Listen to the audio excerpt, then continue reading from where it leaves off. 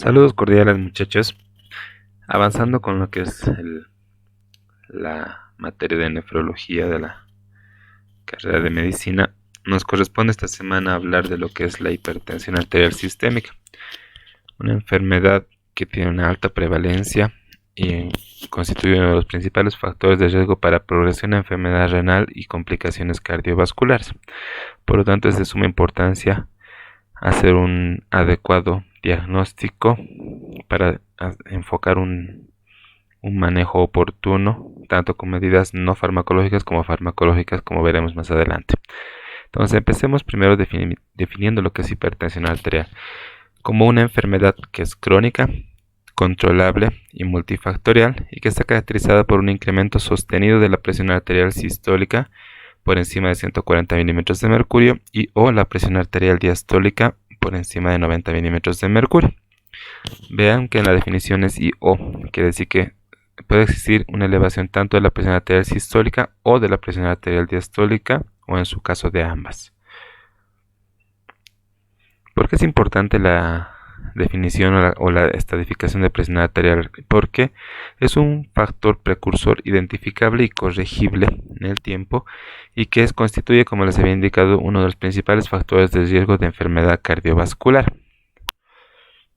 Vean que los principales factores que contribuyen a la hipertensión y sus complicaciones son factores determinantes sociales como la globalización, urbanización, envejecimiento, educación, vivienda, factores de riesgo conductuales, entre los que están la dieta, principalmente dieta con elevado consumo de sal o de grasas, tabaquismo exagerado, sedentarismo, uso nocivo del alcohol. Además, factores de riesgo metabólico, dentro de los que estaríamos la hipertensión, obesidad, diabetes e hiperlipidemia, mismos que nos llevan a complicaciones o enfermedades cardiovasculares, como ser infartos de miocardio, accidentes cerebrovasculares, insuficiencia cardíaca y enfermedades renales. De ahí la importancia de la determinación oportuna de la hipertensión arterial en nuestro capítulo que es nefrología, constituyendo todos estos factores de cardiometabólico como el síndrome cardiometabólico. Cada hora mueren 12 personas a causa de enfermedades cardiovasculares relacionadas con la hipertensión arterial sistémica. Entonces, hay la importancia de esta enfermedad. Vean, la prevalencia en países europeos llegan al 28.7% y en latinoamericanos, México, en el estudio en SANUT, alcanzaba 30.8%, siendo a medida que transcurrían los años mayor la prevalencia de hipertensión arterial en la población. También es otro factor importante la raza, siendo mucho más frecuente la presión en la raza negra comparado con los pacientes de raza blanca, y mayor en estos dos comparado con lo que son los hispanoamericanos. Además, la edad de presentación también es mucho más importante, siendo de predominio en las mujeres, el pico hasta los 50 años, y en los varones hasta los 70 años. Así que a mayor edad, mayor prevalencia en varones, y en personas adultas jóvenes a las mujeres. En este cuadro vemos que a partir de los 40 a 50 años es que empezamos a tener diagnósticos previos como hallazgos, y por encima de los 50 años es mucho más frecuente la aparición de tener un diagnóstico previo comparado con lo que son hallazgos que se ven mucho menos frecuentemente a medida que va avanzando la edad. Por lo tanto, quiere decir que los pacientes se enferman cuando están en los rangos entre los 40 y los 60 años con mayor prevalencia. Y este cuadrito del tercio es importante recordarlo porque 1 de cada 3 adultos sufre hipertensión. 1 de cada 3 adultos con hipertensión desconoce su enfermedad. Y 1 de cada 3 adultos que está tratado por hipertensión no logra mantener su presión por debajo de 140-90 milímetros de mercurio. Por lo tanto, vean cuál es la importancia de esta enfermedad. ¿Qué factores están denominados como hipertensinógenos?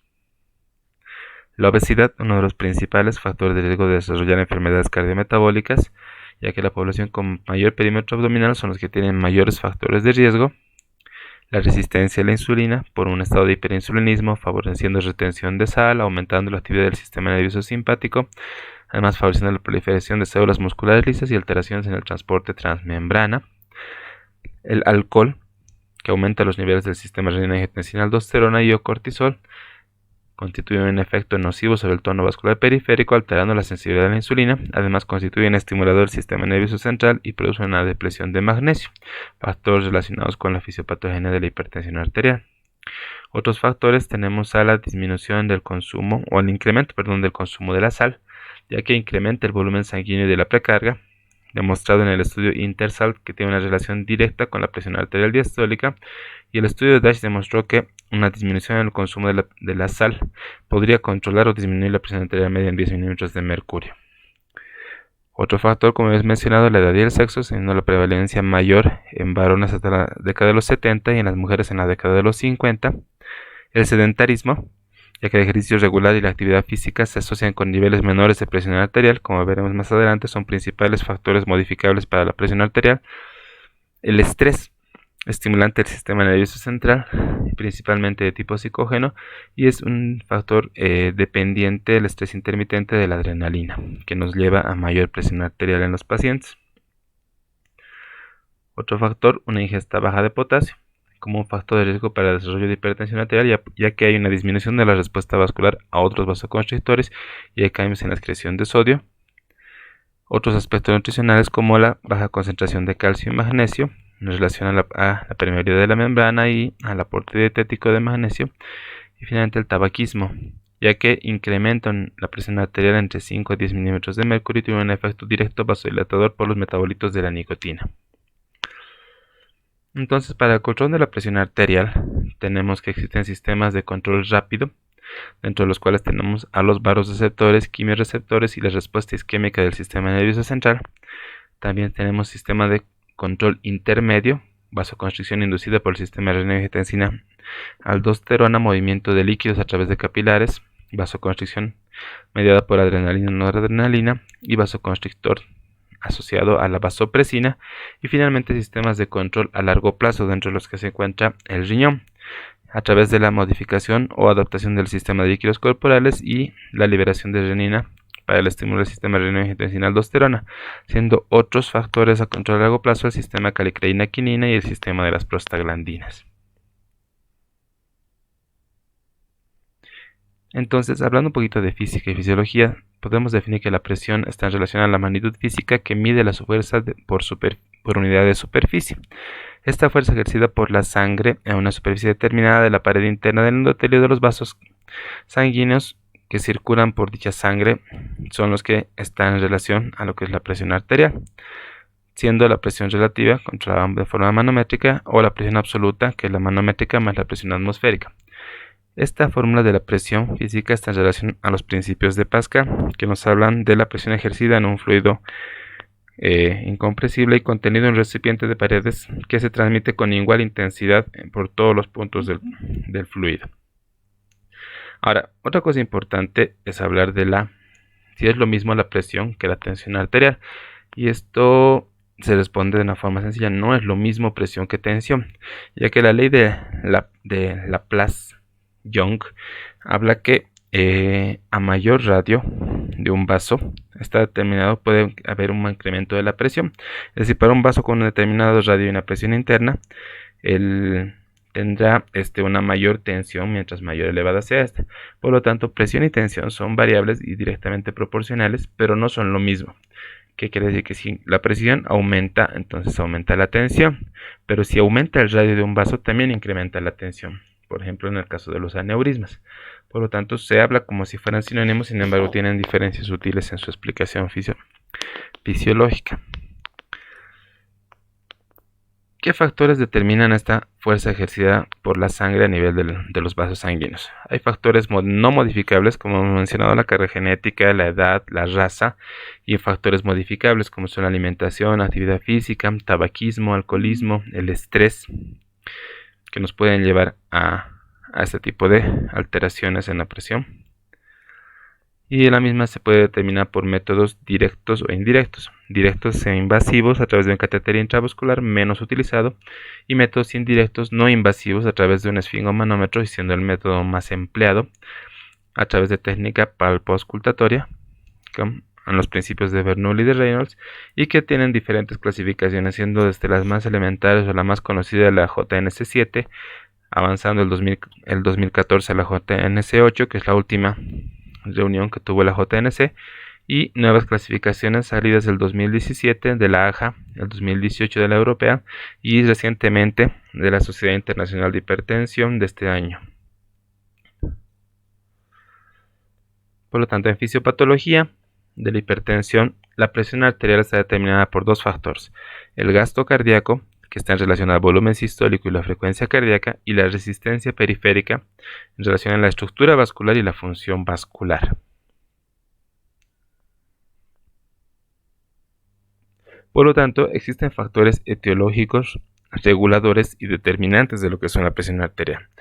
Dentro de lo que están los factores etiológicos tenemos el aporte excesivo de sodio, que está en relación a un incremento de la volemia, además el factor renal con reducción del número de nefronas, que produce una mayor retención renal de sodio y además de la disminución de la superficie de filtración, mismos que están en relación con incremento de la volemia y por lo tanto incremento de la precarga.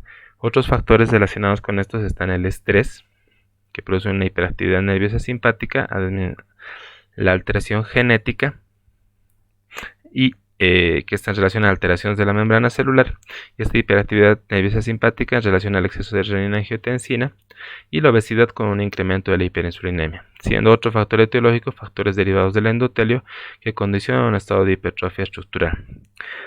Todos estos factores pueden provocar un incremento de la contracción venosa, incremento de la contractilidad y por lo tanto el aumento de la precarga con incremento de la contractilidad aumentan el gasto cardíaco. Además, el exceso de renina-angiotensina produce un estado de constricción funcional, hipertrofia estructural, la alteración de la membrana de igual manera, y la hiperinsulinemia produce una hipertrofia estructural, junto con los factores derivados del endotelio, ambos constricción funcional e hipertrofia estructural relacionados con aumento de la resistencia periférica y por lo tanto factores determinantes de la presión arterial, incremento del gasto cardíaco y aumento de la resistencia periférica. Otro factor importante en la fisiopatología de la hipertensión es el sistema renina-angiotensina-aldosterona. ¿Qué pasa cuando existe una disminución de la presión arterial? Esto determina una disminución de la perfusión renal, por lo tanto el riñón va a liberar renina. Esta renina a nivel del hígado, gracias al angiotensinógeno, se va a convertir estimula la formación de angiotensina, que por las células endoteliales estimula a la ECA o la enzima convertidora de angiotensina a nivel del pulmón y convierte a la angiotensina 2. Esta angiotensina 2 se une a los receptores de la angiotensina que pueden estar a nivel del músculo liso o a nivel de la capa glomerular de la glándula suprarrenal. A nivel del músculo liso vascular produce un estado de vasoconstricción, por lo tanto incremento de la resistencia vascular, y a nivel de la glándula suprarrenal produce una estimulación de la aldosterona, misma que actúa a nivel de la nefrona, aumentando la reabsorción de sodio, por lo tanto mayor retención de agua y mayor volumen extracelular, factores que condicionan un incremento de la presión arterial como mecanismo regulador. Pero no es tan sencillo porque no solamente la angiotensina 2 va a ir a actuar a nivel de los receptores de angiotensina, tiene acción a nivel de receptores de angiotensina 1 como a los niveles de angiotensina 2. Dos tipos de receptores, siendo los receptores del tipo 1 los más agresivos porque tienen efectos vasopresores, aumento de la actividad simpática, aumento de la actividad de la aldosterona, mayor proliferación celular, hipertrofia de miocitos, modelado miocárdico, mayor fibrosis, mayor estrés oxidativo. En cambio, los receptores de la angiotensina 2 producen efecto contrario, mayor vasodilatación, disminución de la proliferación celular, disminución de fibrosis, disminución del remodelado cardíaco, y más bien pareciera que fueron factores protectores, siendo algunos otros tipos de elementos estimulados tanto por la renina como por la angiotensina 1 que tienen diferentes efectos a nivel vascular. Entonces, esta acción a nivel de los receptores de la angiotensina 1 tienen diferentes efectos en los diferentes órganos y en el riñón produce una disminución de la tasa de filtración glomerular, proteinuria, glomerulosclerosis y mayor liberación de aldosterona. A nivel cardíaco produce un estado de hipertrofia ventricular izquierda, fibrosis de modelado y apoptosis celular. Y a nivel vascular, vasoconstricción con hipertrofia, disfunción endotelial y aterosclerosis. Por lo tanto, esta disminución de la tasa de filtración nos lleva a una falla renal, las complicaciones cardíacas a insuficiencia cardíaca, infarto de miocardio y problemas vasculares a mayor stroke e hipertensión. Todos estos factores que pueden condicionar la muerte del paciente. Otra cosa importante dentro de la fisiopatología es saber que la enzima convertidora de angiotensina se puede producir tanto en el intersticio como a nivel intracelular, ya sea a nivel del miocito cardíaco o a nivel del fibroblasto. A nivel de intersticio está regulado por la acción de la prorenina y a nivel intracelular en el miocito cardíaco gracias a la acción de la renina y de la quimasa, factores importantes que se elevan en estados de hiperglicemia, principalmente condicionando hipertrofia celular por expresión genética y están muy relacionados con lo que son incrementos del nivel de glucosa. Y a nivel del fibroblasto, por acción de la prorenina, con activación de la angiotensina y mayor síntesis de colágeno y expresión del factor transformador beta. Por lo tanto, es importante saber que esta enzima convertidora se expresa tanto en los miocitos cardíacos como fibroblastos y la síntesis extracelular depende fundamentalmente de la prorenina y en los miocitos de la renina quimasa. La vía de la síntesis dependiente de la quimasa es un predominante en condiciones de hiperglicemia y resulta un incremento muy importante de la concentración de angiotensina 2 intracelular sin afectar la concentración intersticial. Por lo tanto, los miocitos cardíacos y fibroblastos responden a condiciones de hiperglicemia mediante la activación del sistema renina-angiotensina local. Las acciones de la angiotensina 2 intracelular no son bloqueadas por los antagonistas de los receptores de angiotensina, que solo serían eficaces para la angiotensina 2 extracelular producida por los fibroblastos cardíacos, mientras que los inhibidores de la ECA bloquearían la síntesis de la angiotensina 2 de los fibroblastos. Por lo tanto, la angiotensina 2 intracelular en los miocitos cardíacos podría no ser susceptible de ninguno de estos agentes, sugiriendo solo una parcial eficacia de los fármacos en condiciones de hiperglicemia. Un inhibidor de la renina podría tener mejores resultados terapéuticos en condiciones donde se activara el sistema de renina-angiotensina intracelular. Otro factor importante dentro de la fisiopatología de la hipertensión es la resistencia a la insulina. Esta está mediada, por ejemplo, por la obesidad con un aumento de la grasa abdominal que junto con la lipólisis produce una liberación de ácidos grasos libres que llevan a un estado de dislipidemia y a lo que es el síndrome X o síndrome metabólico, mismo que también está determinado por la diabetes mellitus 2 que lleva a una resistencia a la insulina con incremento de la secreción pancreática de insulina y un estado de hiperinsulinemia. Esta resistencia de la insulina produce un estado de vasodilatación atenuada, favoreciendo la hipertensión, y la hiperinsulinemia aumenta la actividad nerviosa simpática, produce mayor retención de sodio, mayor hipertrofia vascular, todos factores relacionados con mayor hipertensión en los pacientes.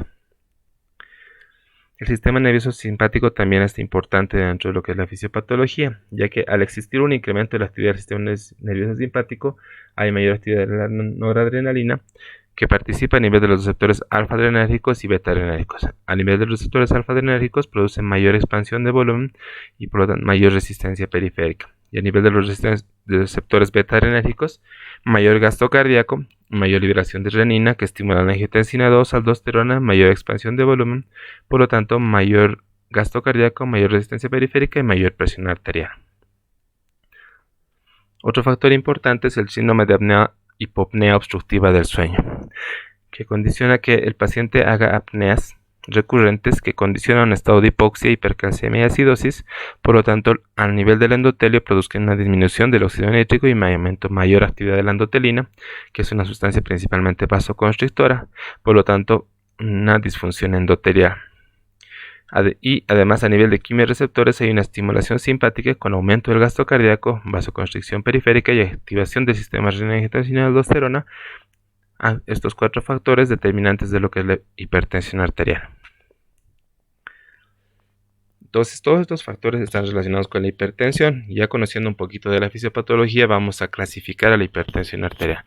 Y la hipertensión según la etiología se puede dividir en dos, en esencial o primaria que corresponde al 90-95% de los casos y una hipertensión secundaria en un menor porcentaje del 5 al 10% de los casos. Además de una hipertensión arterial estable o crisis hipertensiva dependiendo cómo sea su presentación clínica, siendo la crisis hipertensiva de dos tipos, urgencia hipertensiva o emergencia hipertensiva cuando tenemos lesión a órgano blanco. ¿Cuáles son las patologías que condicionan un estado de hipertensión arterial secundaria? O sea, ¿cuándo debemos sospechar de hipertensión arterial secundaria?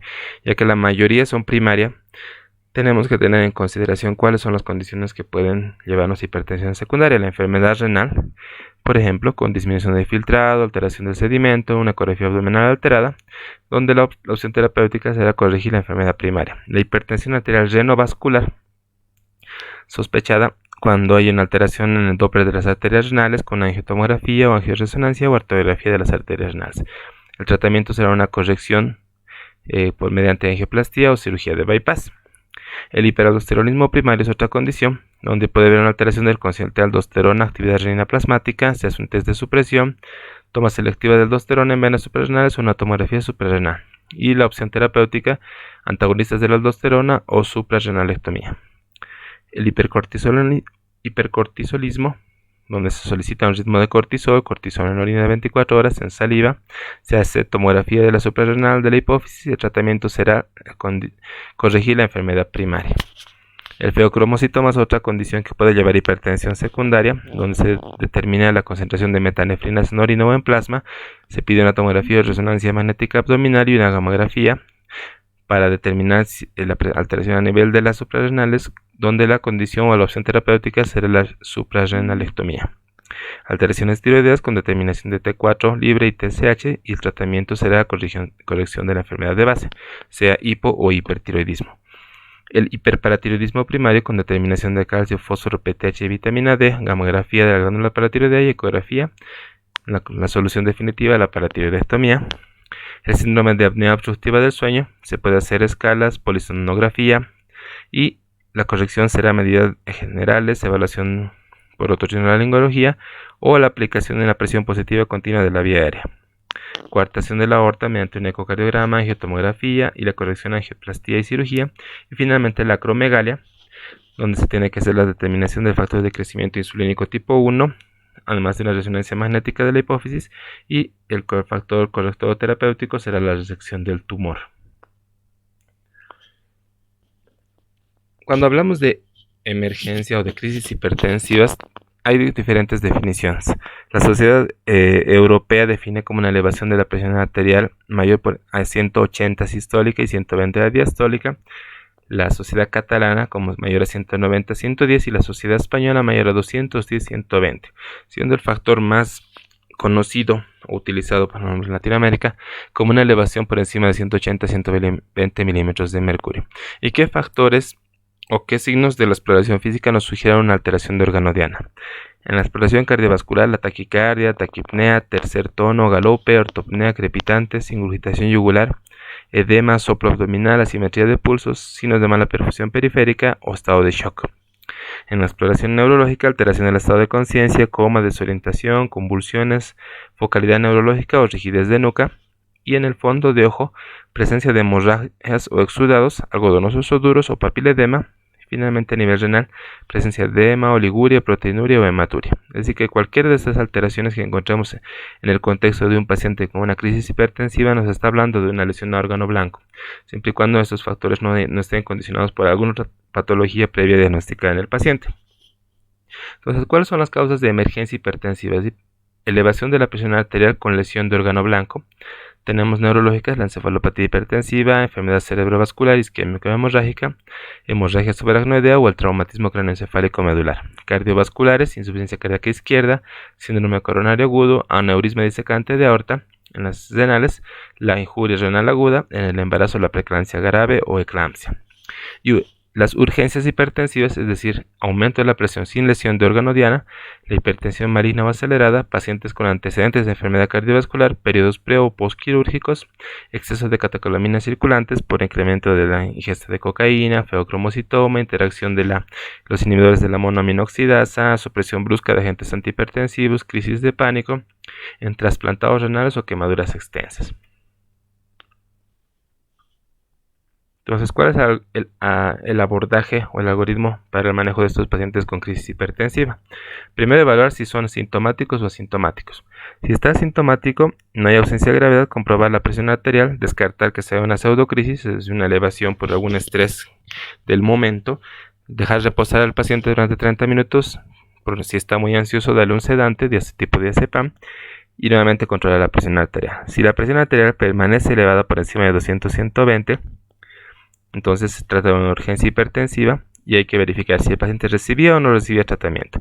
Si recibía tratamiento, revisar la pauta terapéutica que tenía, valorar si estaba cumpliendo de forma adecuada y controlar ambulatorio en 24 horas.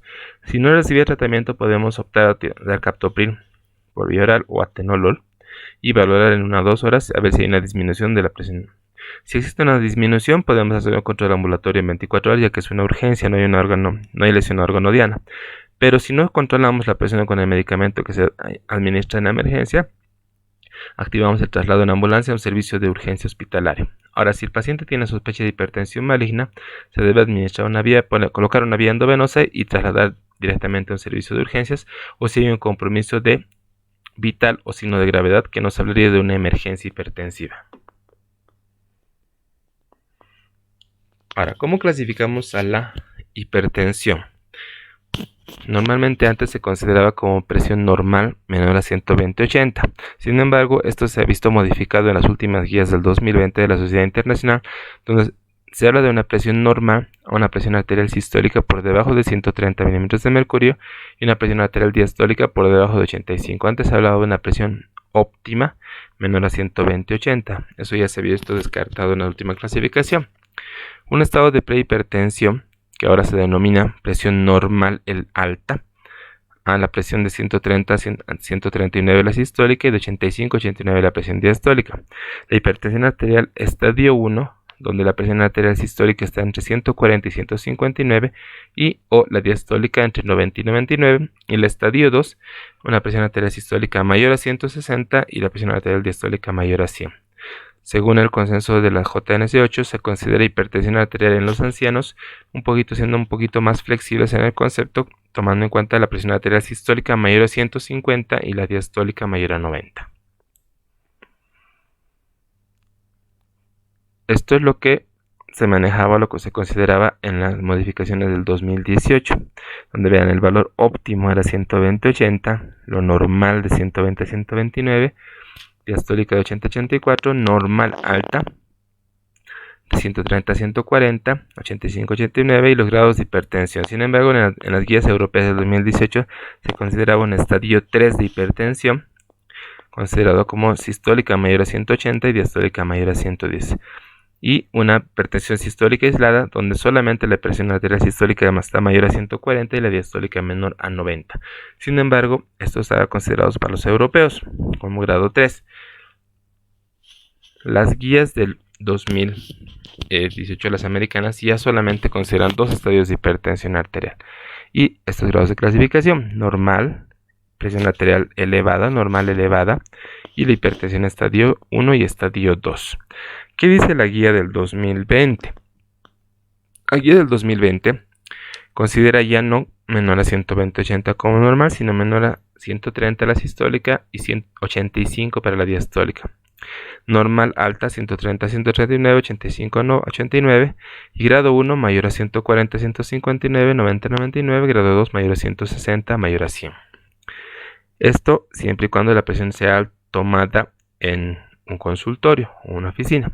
Ahora, si está controlada de forma ambulatoria con un monitoreo, un MAPA, monitoreo ambulatorio de presión arterial, o un control de AMPA, o sea, automonitoreo de la presión arterial, existen algunas variaciones según este consenso, siendo el considerado hipertensión arterial cuando la presión en un consultorio está mayor a 140/90, cuando el monitoreo continuo de la presión arterial o el MAPA en un control de 24 horas está en un valor por encima de 130/80, o en el control diario mayor a 135/85, o en el control nocturno mayor a 120/70. Recuerden que la presión arterial tiende a disminuir durante la noche y esto es lo que se considera como un paciente DIPER. Y en algunas condiciones, como en enfermedades renales o en patologías tiroideas, esta condición de DIPER cambia a no DIPER y el paciente tiende a incrementar su presión arterial durante la noche. O el automonitoreo de la presión arterial con el paciente, que se pueda controlar de forma ambulatoria en su casa con un valor de 135 la sistólica y 85 para la diastólica. Este es un nuevo cuadro interesante que está considerado en las nuevas guías. Sin embargo, esto, según la misma guía, se habla de que es en una condición óptima, es decir, en una situación en donde nosotros podamos decir al paciente que se puede hacer un mapa de forma regular, cotidiana, o pueda comprarse un tensiómetro digital en la casa y se pueda hacer un autocontrol en la casa. Algo que probablemente para nuestro medio no sea tan factible. ¿Qué mencionan estas guías? Que el paciente, por ejemplo, en el control, en el ámbito hospitalario o en el ámbito de consultorio, debe estar sentado de forma adecuada, en un asiento con un buen soporte, los pies deben estar bien apoyados al piso, no debería hablar durante los controles de la presión, debería mantener el brazo una posición adecuada y apoyado sobre una mesa. Actualmente se consideran como aceptables los tensiómetros que son analógicos, son los que tienen una medición automática. Sin embargo, también se puede tomar en cuenta la medición a través de un esfingomanómetro y los tensiómetros de mercurio, donde se puede hacer la medición de la misma forma en el consultorio. ¿Y qué es lo que se les recomienda que el paciente esté? Que sea un cuarto tranquilo, confortable, a una temperatura adecuada, que el paciente no haya fumado, ni haya consumido alcohol, ni tampoco haya hecho ejercicio durante los 30 minutos previos, que tenga la vejiga vacía, porque eso condiciona un estado de estrés, que esté relajado por lo menos de 3 a 5 minutos antes de tomar la presión arterial y controla por lo menos 3 veces la presión arterial con un intervalo de 1 minuto, tomando como valor de referencia o el valor adecuado los últimos 2 controles, el promedio de los últimos 2 controles. Ahora, la hipertensión, la emergencia o la enfermedad hipertensiva asociada al embarazo, tenemos que considerar si la paciente embarazada tiene una presión sanguínea mayor o igual a 140/90 antes de las 20 semanas o después de las 20 semanas. Si es antes de las 20 semanas y la paciente no tiene hiperproteinuria o tiene una proteinuria estable, estamos hablando de un estado de hipertensión crónica. Ahora, si es antes de las 20 semanas y hay una aparición de proteinuria o incremento de la ya existente, es una hipertensión crónica complicada con preeclampsia. Ahora, si la hipertensión se presenta después de las 20 semanas de gestación y hay aparición de proteinuria, estamos hablando de la preeclampsia, y si no hay proteinuria, de la hipertensión gestacional. Entonces depende mucho del tiempo de presentación y la presencia o no de proteinuria en relación a la enfermedad o a la hipertensión de la paciente. Entonces, ¿cómo vamos a valorar la hipertensión arterial? 3 cosas fundamentales como para cualquier patología: hacer una historia clínica adecuada, un examen físico oportuno y solicitar los exámenes de laboratorio complementarios que nos orienten al diagnóstico de la hipertensión, principalmente de tipo secundario. Entonces, habíamos dicho que la medición de la presión arterial se hace con técnicas palpauscultatorias, y para eso estos 2 autores, Rivas-Rossi, describieron o inventaron lo que era el esfingomanómetro. El esfingomanómetro está aplicado por leyes o principios de la continuidad de los números de Reynolds en 4 momentos. Un primer momento donde el flujo sanguíneo es continuo. Un segundo momento donde hacemos el cierre completo del vaso sanguíneo a través con un esfingomanómetro y hay una interrupción del flujo sanguíneo. Un tercer momento donde se empieza a liberar el esfingomanómetro y el flujo primero se vuelve lento y luego se vuelve turbulento, y un cuarto momento donde nuevamente retorna a la normalidad del flujo sanguíneo. Estos momentos están determinados por lo que son los ruidos o sonidos de Korotkov, siendo el cierre completo o el primer sonido el primer momento donde se cierra en relación a los primeros sonidos de ruidos de Korotkov o sonidos de Korotkov, y las siguientes ondas oscilantes en relación a los cuartos momentos. Entonces veamos que en los ruidos de Korotkov el primero está relacionado con el sonido de tapping como se llama en y que es un sonido de rotura oído primero con relación a la presión arterial sistólica.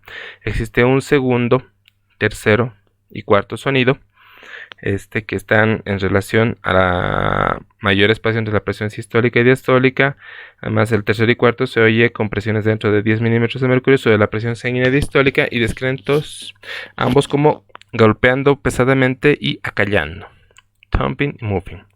Y el quinto, el quinto ruido en relación al silencio, que se oye a medida que la presión del brazalete cae debajo de la presión sanguínea diastólica. Por lo tanto, en relación a los 5 sonidos de Korotkov, el primero está en relación a la presión arterial sistólica y el último en relación a la presión arterial diastólica. Otra cosa importante es la posición del brazo en el momento de la toma de presión. Puede haber diferencias sutiles con un brazo que se encuentra en extensión completa, un brazo semiflexionado o a 45 grados o un brazo que esté pegado a nivel del cuerpo. Entonces cada uno puede tener diferencias sutiles con una disminución de la presión cuando el brazo está extendido en relación al brazo que está pegado completamente al cuerpo. De igual forma se dice que la presión sistólica y diastólica son significativamente un poco más altas cuando el paciente se encuentra en posición supina. Por lo tanto, una de las recomendaciones cuando ustedes están valorando a un paciente en consulta es tomar la presión con el paciente sentado, no solamente echado, porque podemos tener discretos incrementos de la presión arterial que son relativamente significativos, según lo han demostrado Esser y colaboradores. Y otra cosa importante con la toma de presión es la circunferencia de los brazaletes del esfingomanómetro en relación a la edad de la arterias, siendo, por ejemplo, menores a 6 centímetros cuando son recién nacidos, infantes de 6 a 15, niños de 16 a 21, adultos jóvenes, adultos ya mayores, adultos ancianos y adultos de la tercera edad, cada uno con diferente diámetro de la circunferencia, que puede hacer variar en milímetros de mercurio las tomas de la presión arterial. Por lo tanto, para cada grupo etario existe un rango de circunferencia del brazalete del esfingomanómetro y que podría hacernos variar los niveles de la presión arterial. Otra cosa importante es en el examen físico auscultar carótidas para ver si auscultamos la presencia de soplos frente a la posibilidad de que el paciente tenga un aneurisma de la aorta cardiopulmonar, buscando datos de hipertrofia del ventrículo izquierdo como desplazamiento del choque de la punta, un tercer o cuarto ruido, la presencia de estertores crepitantes, o a nivel abdominal buscando la presencia de soplos diastólicos continuos a la derecha o a la izquierda de la línea media, que nos orientaría a una patología renovascular. Finalmente, hemos diagnosticado y hemos hecho un buen examen físico del paciente, una buena anamnesis, y tenemos que optar a llegar al tratamiento. Entonces, la última guía del 2014, que es del JNS8, es la que daba los lineamientos fundamentales de lo que son la hipertensión y que no han sido modificados de forma significativa en lo que recomendaban en el año 2018 en las guías europeas y las americanas.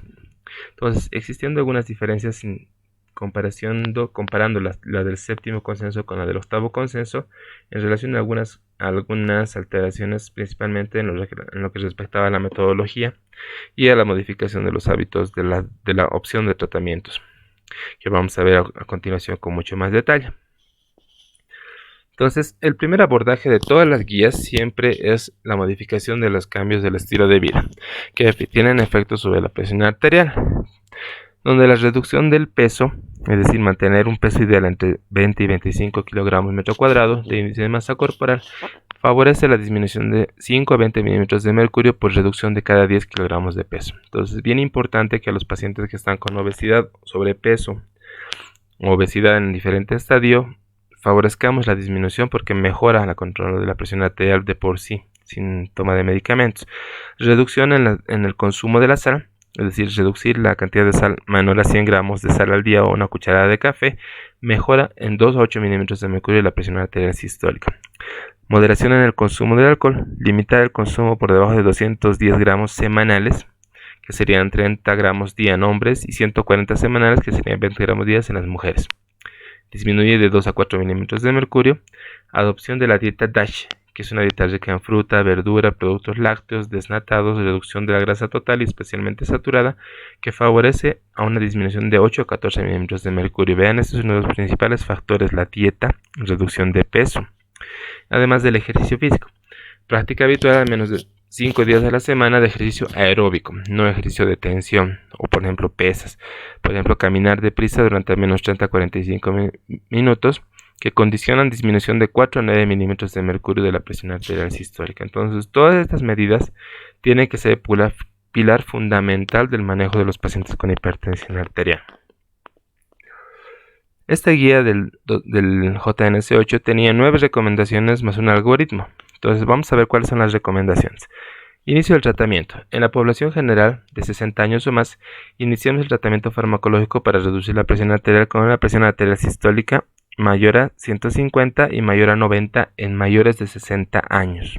Recuerden que esto es el rango terapéutico para considerar hipertensión arterial. Ahora, ¿qué pasa en la población de 60 años o más? Se brinda tratamiento hasta una meta de presión sistólica menor a 150 para la sistólica y menor a 90 para la diastólica. Esa es la recomendación 1. En pacientes afroamericanos con enfermedad cerebrovascular, cardiovascular o múltiples factores de riesgo cardiovascular, nuestro objetivo será disminuir la presión arterial sistólica menor a 140 milímetros de mercurio independiente de la edad del paciente, según recomiendan las guías. Ahora, en los pacientes que tienen menos de 60 años, el inicio de tratamiento se debe hacer cuando el paciente tiene una presión arterial diastólica mayor a 90 milímetros de mercurio y una presión arterial sistólica mayor a 140 milímetros de mercurio. Aquí ya hemos bajado de 150 a 140. ¿Qué dice? De 18 a 70 años de edad, con un clearance de creatinina menor a 60 ml por minuto, así que ya con un estado de enfermedad renal, lo que tenemos que hacer es un inicio de la presión de tratamiento con presión arterial sistólica mayor a 140 y diastólica mayor a 90, con una meta que sea la sistólica menor a 140 y la diastólica menor a 90, o en pacientes de cualquier edad, pero que tengan albuminuria sin importar su clearance de creatinina, es decir, de pura enfermedad renal crónica menor a 60, o paciente con albuminuria, tienen estos límites de presión arterial para control y para inicio y para control de tratamiento. Recordemos que la hipertensión arterial y la proteinuria destacan como los mayores predictores de progresión, a su vez como factores de riesgo modificables de la enfermedad renal crónica. Y a mayor presión arterial o mayor grado de enfermedad, mayor probabilidad de que el paciente tenga un deterioro rápido de su función renal y mayor complicaciones cardiovasculares en este grupo de pacientes. Es importante también en los pacientes con enfermedad renal, como hemos visto, determinación la cantidad de proteinuria, de albuminoproteinuria, siendo la micro y la macroalbuminuria como mayor o entre 30 y 300 o macro mayor a 300 miligramos o recolección de orina de 24 horas, como posible encontrar hasta en un 30% de los pacientes hipertensos.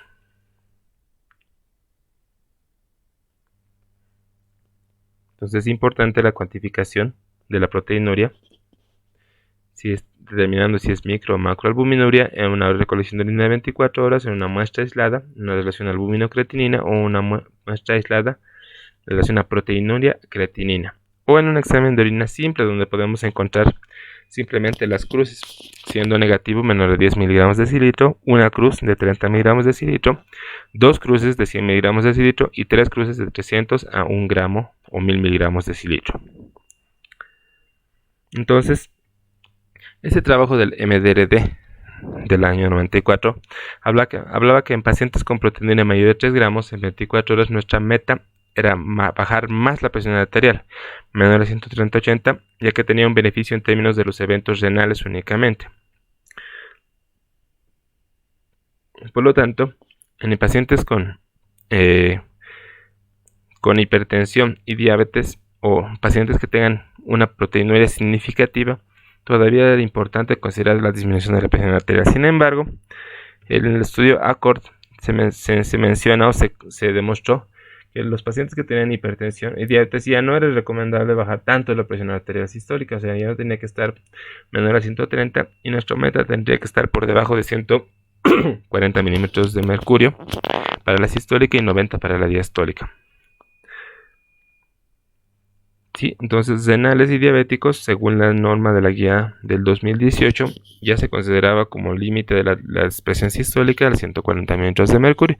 Sin embargo, todavía es controvertido en nefrología porque para nosotros es importante que la presión sistólica esté mejor controlada porque mejora o es un factor protector renal si está por debajo de 130-80 milímetros de mercurio.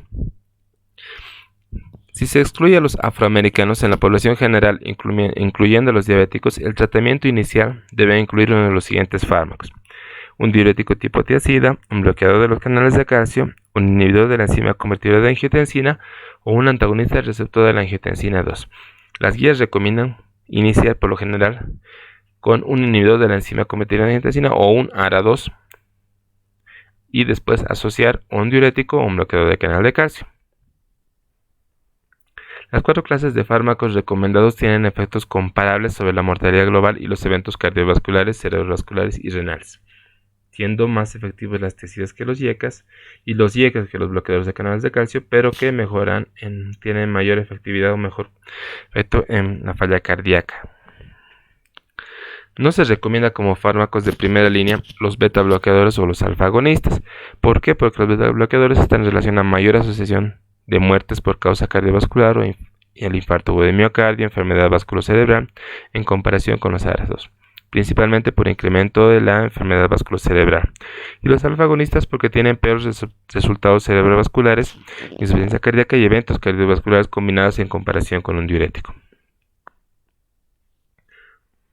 Tampoco se recomienda como medicamentos de primera línea los diuréticos de asa tipo furosemida, antagonistas del receptor de aldosterona como la espironolactona, bloqueadores adrenérgicos duales como el carvedilol, agonistas adrenérgicos centrales alfa-2 como clonidina o vasodilatadores directos como la hidralazina.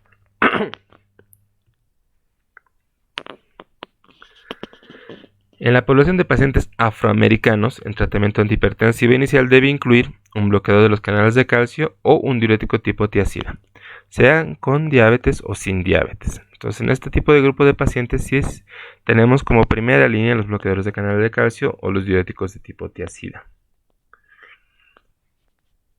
El trabajo del Allhat nos recomienda que en la población de 18 años o más con enfermedad renal crónica e hipertensión arterial, el tratamiento antihipertensivo debe incluir un YECA o un ARA2 para mejorar los eventos renales. Esto se aplica a todos los pacientes con enfermedad renal crónica e hipertensión, independientemente del grupo étnico o de la presencia de diabetes. Por lo tanto, nuestro objetivo en este grupo de pacientes renales siempre va a ser utilizar como primera opción un YECA o un ARA2. El principal objetivo es alcanzar y mantener la presión arterial media.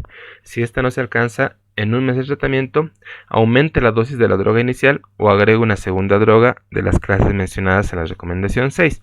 El médico debe continuar ajustando el tratamiento hasta que se alcance la presión arterial meta. Si esta no se alcanza aún, agregue y titule una tercera droga a la lista y nunca utilizar un YECA o un ARA2 juntos, porque los dos han condicionado mayor hipercalemia y mayor deterioro de la función renal.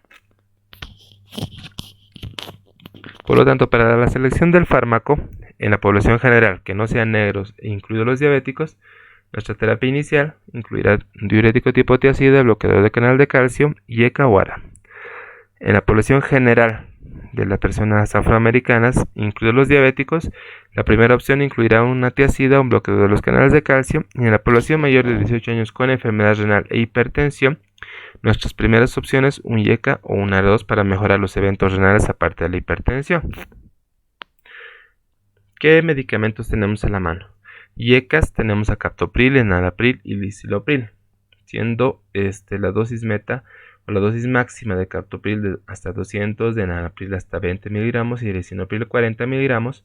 Y dentro de los bloqueadores de receptor de angiotensina tenemos a leprosartán, candesartán, losartán, valsartán y belsartán, siendo los más utilizados en la práctica clínica el losartán y el valsartán, siendo la dosis máxima de losartán 100 miligramos y del valsartán 320 miligramos. El losartán se puede utilizar una o dos veces al día y el valsartán una sola vez al día.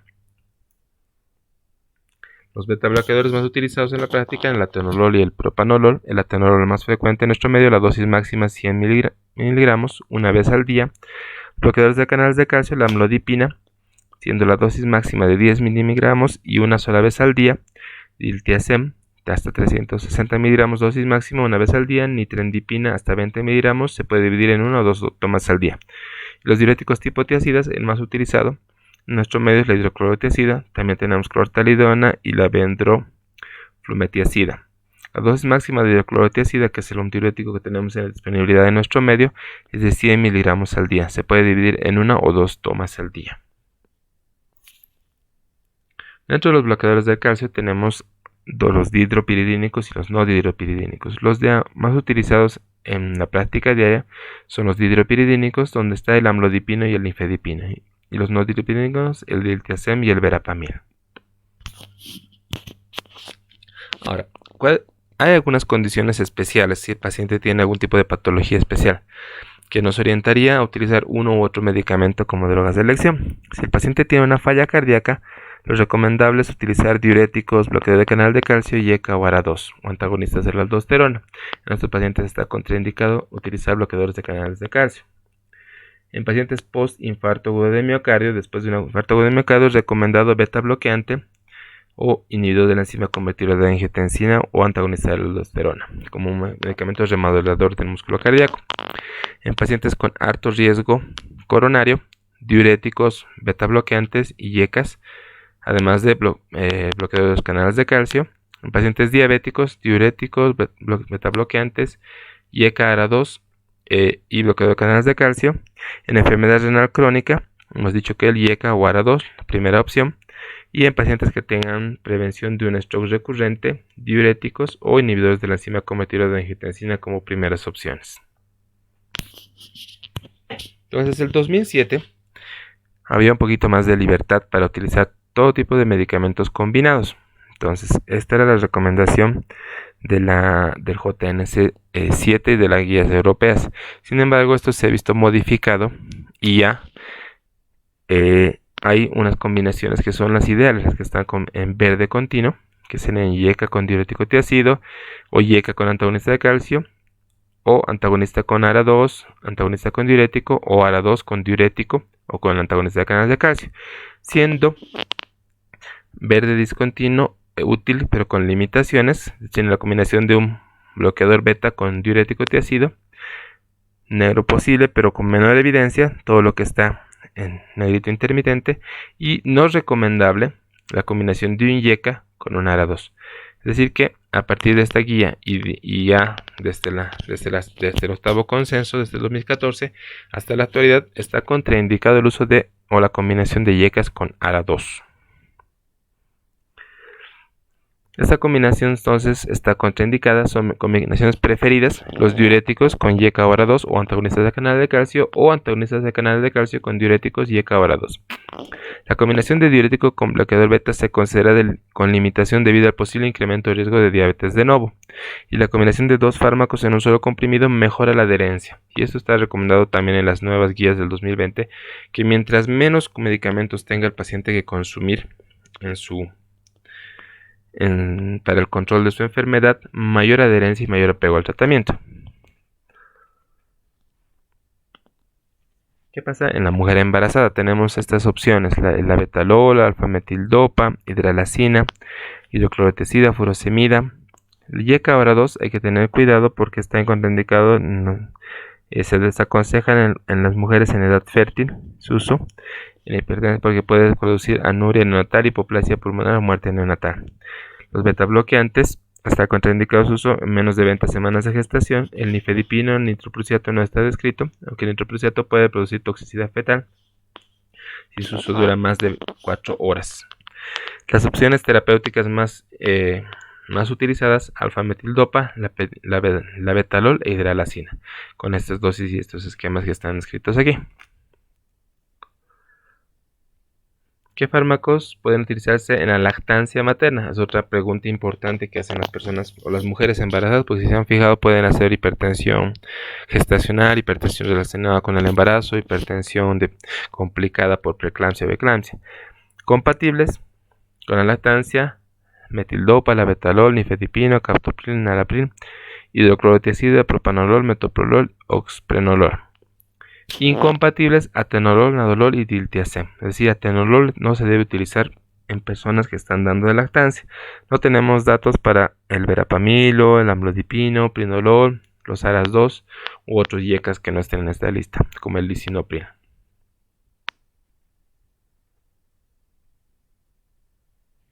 Entonces aquí tenemos los medicamentos y en qué situaciones están contraindicadas, porque es importante saber cuándo está contraindicado. Los diuréticos, por ejemplo, están contraindicados cuando el paciente tiene gota. Beta bloqueantes cuando hay datos de asma bronquial, bloqueo AB de segundo o tercer grado, enfermedad arterial periférica o EPOC. Los calcioantagonistas están contraindicados en bloqueos AB de grado 2 a 3 e insuficiencia cardíaca. Los IECA en el embarazo y la lactancia, como hemos visto, el edema angioneurótico, hiperpotasemia o estenosis bilateral de la arteria renal. Los ARA2 en el embarazo y lactancia, en estado de hipercalemia o en estenosis bilateral de la arteria renal. Los alfa bloqueantes en la lactancia, en la hipotensión ortostática, y los antialdosterónicos en enfermedad renal crónica o en estados de hipercalemia. Por lo tanto, para concluir, las recomendaciones, estrategia tipo A o primera, iniciar con una droga y si no se alcanzó la meta con la droga inicial, aumentar la dosis hasta el máximo o hasta alcanzar la meta.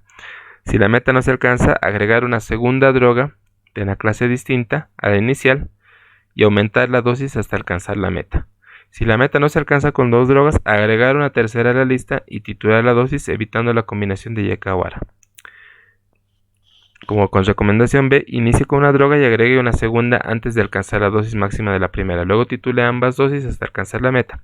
Si la meta no se alcanza con dos drogas, seleccione la tercera droga distinta, evitando combinación YK-ARA2 y titule la tercera droga hasta alcanzar la meta. Y recomendación C, inicie la terapia con dos drogas simultáneamente, ya sean separadas o combinadas en una tableta. Algunos recomiendan iniciar con dos drogas si la presión arterial sistólica está mayor a 160 y la diastólica mayor a 100. Si la meta no se alcanza con dos drogas, selecciona la tercera droga distinta, evitando combinación de YK o ARA y titular la tercera droga hasta alcanzar la meta. En resumen, ¿qué dice esta guía? Iniciar de preferencia con una monodosis o una dosis combinada a las dosis mínima y evaluar al paciente. Si no conseguimos el objetivo, aumentar a la dosis máxima de estas dos drogas inicialmente y ver la respuesta. Si no se alcanza la meta, recién incrementar una tercera droga, primero con dosis mínima o después subir a la dosis máxima y evaluar al paciente. En caso de que el paciente no responda a estas tres drogas, estaríamos hablando de un paciente que tenga una resistencia al tratamiento y por lo tanto tendríamos que agregar una cuarta droga que en las recomendaciones de las guías es la espironolactona. Entonces, este es el algoritmo que mencionábamos para el tratamiento de la hipertensión. Entonces, donde en adultos mayores de 18 años, implementar y continuar intervenciones del estilo de vida. Como primer pilar, vean, ni siquiera se habla de medicamentos primeros. Designar la presión arterial meta e iniciar medicamentos antihipertensivos basados en la edad, diabetes y enfermedad renal. Población general, sin diabetes ni enfermedad renal, dividirlos si son mayores a 60 o menores a 60, siendo los objetivos para mayores de 60, 150-90 y menores de 60, 140-90. Ahora, en pacientes que tengan cualquier edad, pero que tengan diabetes y no enfermedad renal, la presión meta 140-90. Cualquier edad con enfermedad renal, tenga o no tenga diabetes, 140-90. ¿Sí? En estos grupos de pacientes, iniciar con YK o ARA2 solos o combinado con alguna otra clase de medicamentos, principalmente diuréticos. En este otro grupo de pacientes que no tenían diabetes ni enfermedad renal, entonces hay que dividirlos si son afroamericanos o no afroamericanos. Si no son afroamericanos, un diurético tiacídico, YK, ARA o beta bloqueante. Si es una persona afroamericana, iniciar con un diurético tiacídico o bloqueador de canales de calcio solos o en combinación. Seleccionar la estrategia de titulación y valorar la presión arterial. Si se ha conseguido la presión arterial, continuar el tratamiento actual y vigilar. Si no se ha conseguido, reforzar la adherencia a los medicamentos y el estilo de vida.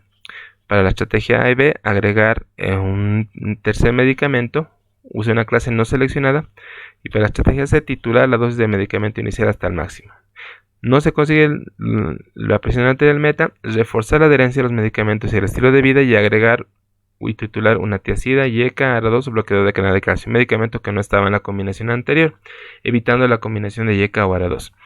Si no conseguimos la presión arterial meta, reforzar la adherencia de medicamentos y el estilo de vida y agregar medicamentos de clases adicionales y o referir al especialista en hipertensión para poder controlar la presión arterial meta en este grupo de pacientes. El resumen de las recomendaciones, no vamos a hacer mucho énfasis porque es lo que ya hemos visto. Y las diferentes guías que se habían descrito sobre la hipertensión arterial. Solamente vamos a mencionar aquí lo que mencionan las guías KDIGO del 2012 en pacientes con enfermedad renal y proteinuria. Lo que les decía, que para nosotros como nefrólogos es importante que el punto de corte de la presión arterial sistólica esté por debajo de 130 milímetros de mercurio cuando el paciente tiene una proteinuria significativa por encima de 300 miligramos en 24 horas, porque nos ayuda a mejorar la proteinuria y a mejorar o disminuir la progresión de la enfermedad renal. La única diferencia en comparación con las otras guías que estaban ya descritas, donde solamente tenían punto de corte 140 milímetros de mercurio. Sin embargo, hay una controversia, porque tanto el JNS8 como las guías europeas del 2013 tienden a simplificar el manejo médico, indicando como un objetivo común la presión sistólica como 140 en la mayoría de los pacientes, incluyéndose aquellos con diabetes y enfermedad renal.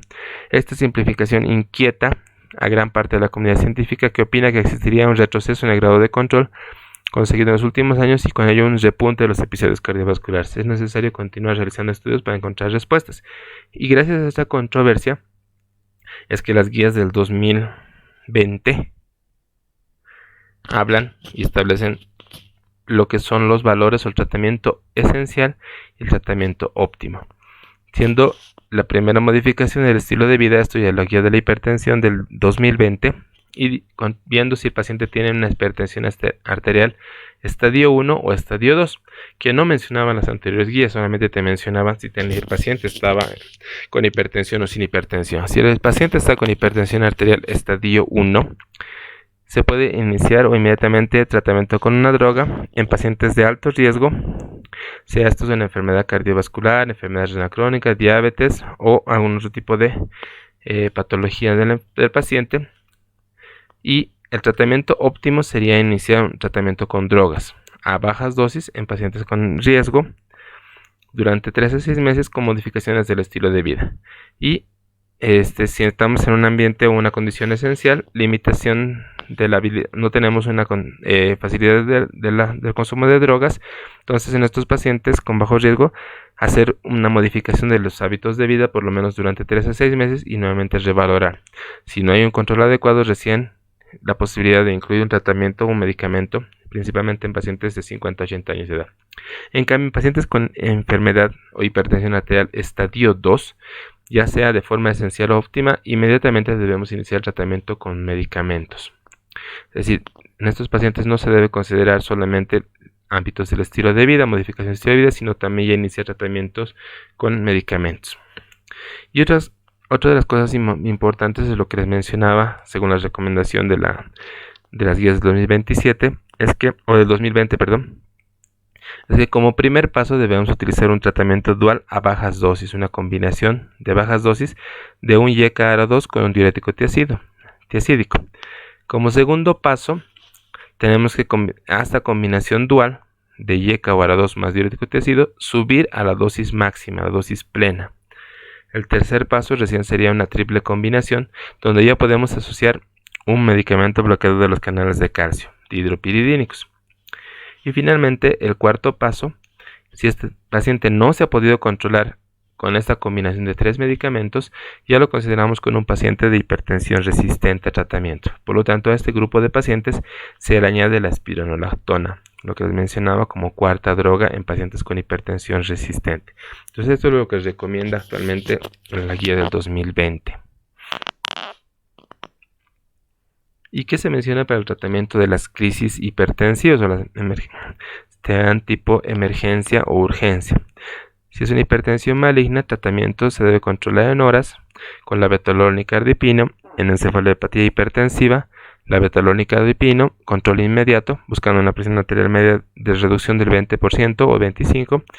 En un evento de stroke agudo, es decir, un accidente cerebrovascular agudo, tenemos que tratar de controlar en 1 hora buscando una disminución de la presión arterial medio de 15% con la betalol nicardipino y alternativa de nitroprusiato.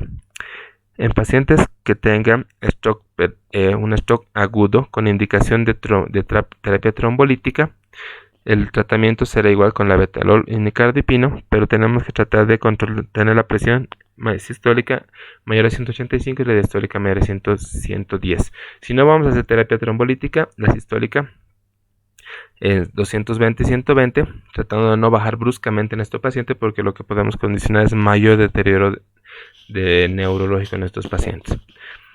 En un evento agudo hemorrágico, porque será un evento isquémico, se debe corregir inmediatamente, tratando de buscar la presión sistólica menor a 130, por debajo de 180 y no menos de 130, con la betalol nicardipino o como una alternativa urapidil. En eventos coronarios agudos, igual una disminución inmediata con nitroglicerina y la betalol y como una alternativa urapidil. En pacientes que tengan edema agudo pulmonar cardiogénico, de igual forma tenemos que corregir de forma inmediata, sea con nitroprusiato o nitroglicerina, o asociado a un diurético de asa más urapidil. En pacientes con enfermedad aórtica aguda, una disección aórtica, la corrección también tiene que ser inmediata, y en estos tiene el control mucho más bajito, la sistólica menor a 120, una presión arterial media menor a 60, y en estos pacientes se puede utilizar esmolol, nitroprusiato o nitroglicerina, o finalmente nicardipina. Como alternativas, la betalol y metoprolol. Y en pacientes con preeclampsia o eclampsia severa o síndrome de HELP, la reducción debe ser inmediata con la betalol, nicardipino o sulfato de magnesio. Entonces, estas son nuestras opciones terapéuticas en pacientes con emergencias hipertensivas.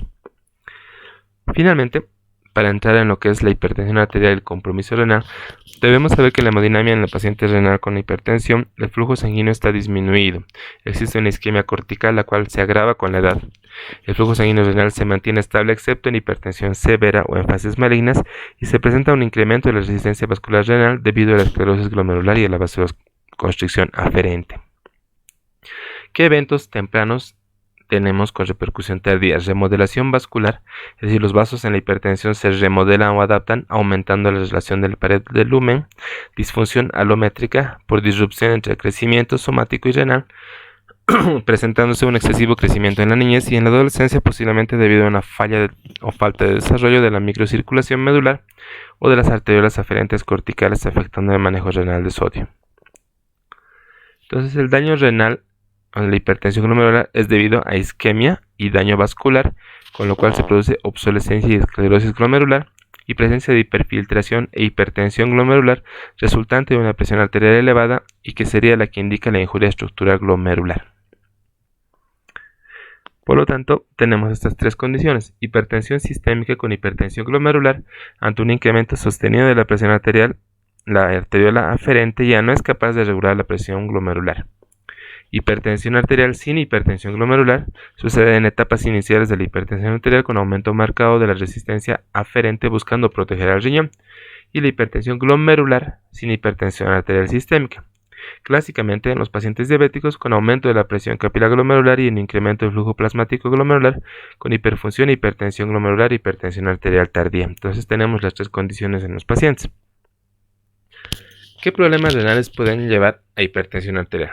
Enfermedad renal parenquimatosa. Hemos visto entre las causas secundarias de hipertensión arterial tenemos a la enfermedad renal como primera causa, glomerulopatías primarias y secundarias, enfermedades renovasculares, la hipertensión renovascular, estenosis de la arteria renal, aneurisma de la aorta abdominal, ateromatosis aórtica renal o tumores secretantes de renina. Y patología renal en la hipertensión arterial. ¿Qué vamos a ver en una biopsia renal? El glomérulo va a estar engrosado en la cápsula de Bowman, va a haber fibrosis que se inicia en el polo vascular, fibrosis periglomerular y hialinización glomerular. Los vasos tardíamente, las arteriolas muestran hialinización elástica y depósito de lípidos, reduplicación y fibrosis subendotelial. Y en las arterias interlobulares se observa hipertrofia e hiperplasia de la media con fibrosis de la adventicia. A nivel del intersticio va a haber fibrosis y presencia de infiltrado inflamatorio, hay atrofia tubular tardía, los vasos más comúnmente afectados son los periglomerulares, y la hipertensión maligna se puede observar necrosis fibrinoide de las arteriolas, trombosis de los capilares y formación de medulas crecientes. Por lo tanto, la patología renal de la hipertensión arterial se denomina nefroangiosclerosis, porque todas las complicaciones tardías de la hipertensión arterial va a llevar a una esclerosis glomerular y a una alteración a nivel túbulo intersticial. Bien, la enfermedad renal previa, hipertensión arterial sistémica, factores condicionantes llevan a hipertensión glomerular, que condiciona injuria a tres niveles: endotelial, mesangial y epitelial. A nivel endotelial, liberación de sustancias vasoactivas, depósito de lípidos y trombosis capilar. Injuria mesangial con incremento de macromoléculas, aumento de matrix, proliferación celular. E injuria epitelial con proteinuria y disminución de la permeabilidad para el agua. Por lo tanto, hacen una esclerosis glomerular, lo que se denomina a la nefropatía hipertensiva como nefroangiosclerosis, y solamente se puede diagnosticar a través de una biopsia renal en un paciente que tenga una hipertensión de larga data y que se esté haciendo una proteinuria que no esté en rango nefrótico. Normalmente la proteinuria de estos pacientes va a ser menor a 1 gramo y ya tiene compromiso de esclerosis en varios de los glomérulos. Bien, gracias.